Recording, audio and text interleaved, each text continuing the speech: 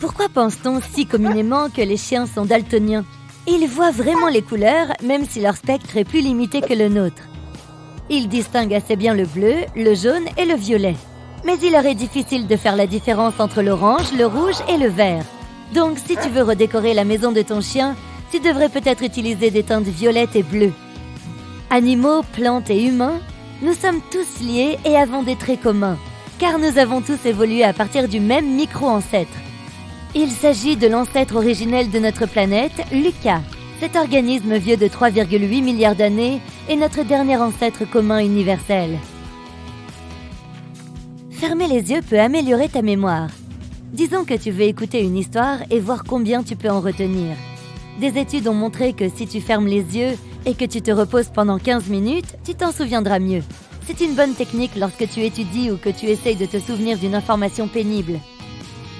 Le coin rose de ton œil est en fait le vestige de la troisième paupière. Nous avons tous cette mystérieuse membrane. La troisième paupière est beaucoup plus importante chez certains mammifères et oiseaux car elle protège leurs yeux de la poussière. Mais pour les humains, ce tissu n'a pas de fonction particulière. Et les scientifiques pensent donc que nous finirons par le perdre. Lorsque les pommes de terre sont exposées à trop de lumière, elles deviennent généralement vertes, qu'elles se trouvent dans une usine, un entrepôt ou un champ. Cela se produit parce qu'elles commencent à former de la chlorophylle, un pigment qui donne aux plantes leur couleur verte. Ainsi, lorsque tu vois des chips vertes, cela signifie qu'elles ont été fabriquées à partir d'une pomme de terre qui a été exposée à la lumière pendant une longue période. Mais ce n'est pas parce qu'il y en a dans ton paquet que tu devrais les manger. Il s'avère que les zones vertes sur les pommes de terre et sur les chips ne sont pas bonnes pour toi. Il ne se passera rien si tu en manges une ou deux, mais si tu en manges une trop grande quantité, tu pourrais ressentir un certain malaise. Malgré leur nom, certaines oranges ne sont pas oranges. Certaines contiennent initialement de grandes quantités de chlorophylle, ce qui donne à cet agrume sa couleur verte. Au fur et à mesure qu'il mûrit, la chlorophylle disparaît lentement lorsque le fruit est exposé à des températures fraîches. C'est à ce moment-là qu'il prend sa couleur orange. Mais c'est aussi la raison pour laquelle, dans les régions chaudes du monde, les oranges restent vertes. Si tu as commandé quelque chose de petit sur Amazon, comme un stylo, un simple livre ou autre chose, tu l'as peut-être reçu dans une boîte qui semblait bien trop grande pour ton article. Et ce n'est ni un accident ni un hasard. Cela vient de leur complexe algorithme d'expédition. Il tient compte de la taille des autres colis destinés au même endroit, ainsi que de la taille du véhicule d'expédition.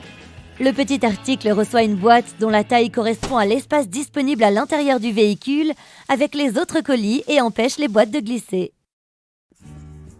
Le physicien et inventeur Percy Spencer a découvert les micro-ondes par accident. Il construisait un magnétron pour certains de ses équipements radars. À un moment donné, il s'est rendu compte que la barre de chocolat qu'il gardait dans sa poche avait commencé à fondre. Par curiosité, il a dirigé les micro-ondes vers des œufs qui ont explosé et vers du pop-corn qui a éclaté. C'est ainsi qu'il a découvert un outil formidable pour chauffer les aliments qui utilise moins d'énergie qu'un four classique. Dans sa version originale, la substance pâteuse que nous appelons aujourd'hui Play-Doh était un produit de nettoyage pour papier peint. Elle avait été inventée et vendue dans le but de décoller la poussière du papier peint. À l'époque où elle est apparue sur le marché, on l'a trouvée uniquement dans une couleur blanc cassé. Mais plus tard, lorsqu'ils ont commencé à la vendre comme un jouet, cette substance a été produite en jaune, bleu et rouge. Aujourd'hui, elle existe dans plus de 50 couleurs différentes. Le papier bulle avait un but légèrement différent à ses débuts. C'était censé être du papier peint. Dans les années 1950, lorsqu'il a fait son apparition, 2 ingénieurs ont décidé de coller 2 rideaux de douche ensemble. C'est ainsi qu'ils ont emprisonné de petites bulles d'air entre eux.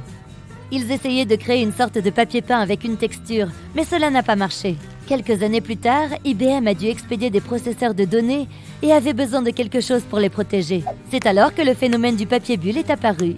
Une étude a montré qu'une seule minute passée à faire éclater du papier bulle est aussi apaisante qu'un massage de 30 minutes. Pourquoi les ventilateurs électriques ne refroidissent-ils pas l'air? Il suffit de placer un thermomètre devant l'appareil et de choisir le mode turbo pour que la température ne baisse pas. En fait, la température pourrait même augmenter si tu laisses le thermomètre à côté du ventilateur grâce au courant électrique. Un ventilateur ne refroidit pas l'air, mais il te refroidit toi ou tout autre objet contenant de l'eau. Un ventilateur électrique améliore la circulation de l'air dans un espace clos et accélère l'évaporation, ce qui refroidit un peu les liquides, y compris la sueur de ta peau. Tu as remarqué que les capuchons des stylos ont des petits trous en haut? Cela semble étrange au premier abord, mais c'est pour te sauver la vie. Si tu avales accidentellement ce capuchon, le trou te permet de continuer à respirer car le capuchon ne bloque pas complètement les voies respiratoires. Si tu regardes de plus près le ciel nocturne, tu verras que les étoiles ont des formes et des tailles différentes. Le blanc est la couleur la plus fréquente, c'est vrai, mais elle scintille aussi dans des nuances de rouge, de bleu et de jaune. Mais tu ne verras jamais d'étoiles vertes. Ce n'est pas que les étoiles n'émettent pas de lumière verte, c'est simplement que nos yeux ne la voient pas ainsi. Les étoiles ont des couleurs différentes lorsqu'elles brûlent à des températures différentes.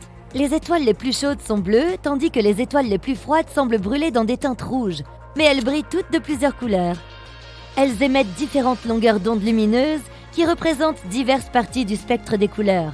Nous ne pouvons pas percevoir toutes ces longueurs d'onde séparément. Nous ne voyons que la longueur d'onde lumineuse principale, c'est-à-dire la couleur prédominante. Ainsi, les étoiles de température moyenne émettent des photons verts dans la plupart des cas, mais elles ne nous semblent pas vertes.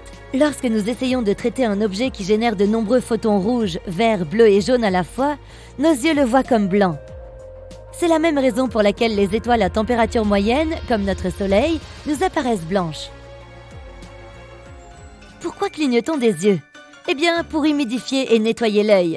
Chaque fois que tu fermes tes paupières, les glandes lacrymales sécrètent une substance salée qui balaie la surface de ton œil. Elle évacue alors toutes ces minuscules particules de poussière et lubrifie également les parties exposées de ton globe oculaire. Nous clignons généralement des yeux toutes les 4 à 6 secondes, sauf si les yeux sont plus irrités.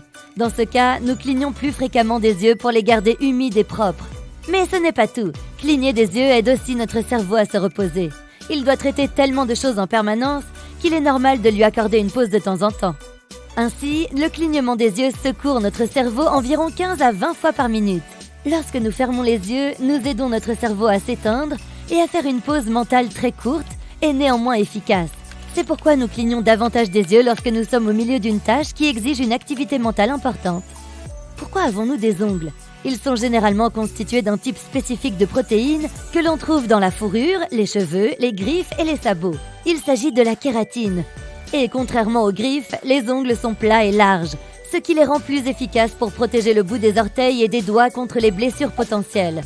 Non seulement les ongles protègent les zones sensibles, mais ils constituent aussi un support rigide qui te permet de prendre et de séparer de petits objets plus facilement. Comment pourrais-tu prendre une simple pièce de puzzle ou décoller un autocollant de son support sans ongles? Ce serait presque impossible sans des outils supplémentaires. Les grands singes et les chimpanzés utilisent eux aussi leurs pieds pour ces tâches délicates. Les primates ont probablement développé des ongles parce qu'ils avaient besoin d'aide pour des tâches simples, comme saisir fermement des branches ou enlever des tiques. Les framboises, les mûres, les fraises et les cerises ne sont pas des baies. Pour être classées parmi les baies, elles doivent avoir 3 couches. Une couche extérieure de protection, une couche charnue au milieu et enfin une partie intérieure où se trouvent les graines. De plus, une plante doit provenir d'une fleur avec un seul ovaire et avoir 2 graines ou plus. Ainsi, selon ce critère, les myrtilles et les érelles sont des baies. Il y a aussi d'autres plantes que l'on ne s'attendait pas à trouver dans cette catégorie. Les kiwis, les bananes, les pastèques, les tomates, les aubergines et même les poivrons. Tu as probablement entendu dire que tes oreilles et ton nez sont les parties du corps qui ne cessent de grandir. Cela se produit en raison des effets de changement de la peau et de la gravité. D'autres parties de ton corps changent de la même manière, mais tu ne peux pas le voir aussi bien que tu peux voir ce qui se passe avec ton nez et tes oreilles.